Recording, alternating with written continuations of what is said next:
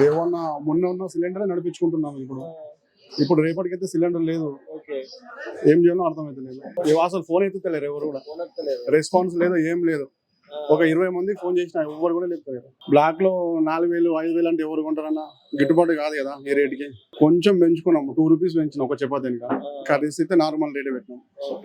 అంటే ఇక్కడ అంతా మిడిల్ క్లాస్, ఇక్కడ హాస్టల్లో ఉంటారు అందరూ పిల్లలు. వాళ్ళ సాలరీ చాలా తక్కువ, 15 నుంచి ఒక 20,000 లోపట్టినాయి. మళ్ళీ అందరు ఇక్కడ మొత్తం అయితే ఇన్స్టిట్యూట్ లోకి వస్తారు చదువుకోనికి. వాళ్ళ దగ్గర పాపం డబ్బులు ఉండవు మెయిన్. వాళ్ళు ఇక్కడ డబ్బులు పెట్టి, హాస్టల్ డబ్బులు పెట్టి, ఇక్కడ డబ్బులు పెట్టాలంటే కష్టం కదా. మార్నింగ్ ఏంటంటే వాళ్ళకి కూడా సిలిండర్లు ఉంటేనే కదా పెట్టేది. వాళ్ళకి ఇప్పుడు ఆప్షన్ లేదు. ఇప్పుడు కట్టెలు పోయితో వాడుకోవాలంటే హాస్టల్లో ఒప్పుకోరు, ఓనర్స్ వాళ్ళు ఒప్పుకోరు కదా.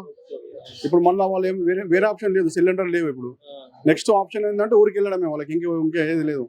గవర్నమెంట్ ఏదన్నా చూసుకొని కొంచెం వీలైనంత వరకు హెల్ప్ చేస్తే బాగుంటుంది అందరికి పిల్లలకి. తర్వాత మాకు కూడా ఇప్పుడు మాకు సిలిండర్లు ఇప్పిస్తే ఏమి ఇబ్బంది లేదు. నాకు తెలిసిన వాటికి అయితే ఇప్పుడు మన దగ్గర ఉందా వేరే దగ్గర ఉందా తెలియదు, కానీ మొత్తం అయితే ప్రాబ్లం అయితే ఉంది, చాలా ఇబ్బంది అవుతున్నది. మోస్ట్లీ ఇప్పుడు అన్ని షాపులు బంద్ ఉన్నాయి. మన దగ్గర ఉన్న సిలిండర్లు నడిపిస్తున్నాం అంతేగాని వేరే దగ్గర ఏం లేవు. కారణం యుద్ధమే కదా, ముందు జాగ్రత్త లేదు మెయిన్ ఒకటి గవర్నమెంట్ దగ్గర. ఇప్పుడు తెలుసు ఫస్ట్ నుంచి యుద్ధం వస్తుందని, కానీ ఏం అంటే ఫస్ట్ నుంచి ప్లానింగ్ లేదు.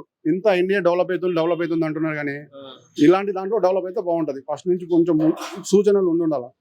ఈ కాంగ్రెస్ గవర్నమెంట్ వచ్చినాకైతే ఇంకా ఇబ్బంది, అందరికి ఇబ్బందులే, ఎవరికి అసలు కాదు, ప్రతి ఒక్కరికి ఇబ్బంది. లేబర్ కాడికించి బిజినెస్ మ్యాన్స్ కాడికించి ప్రతి ఒక్కరికి డైలీ ప్రాబ్లమ్స్. ఏం కరెక్ట్ లేదు, అసలు గవర్నమెంట్ కరెక్ట్ లేదు.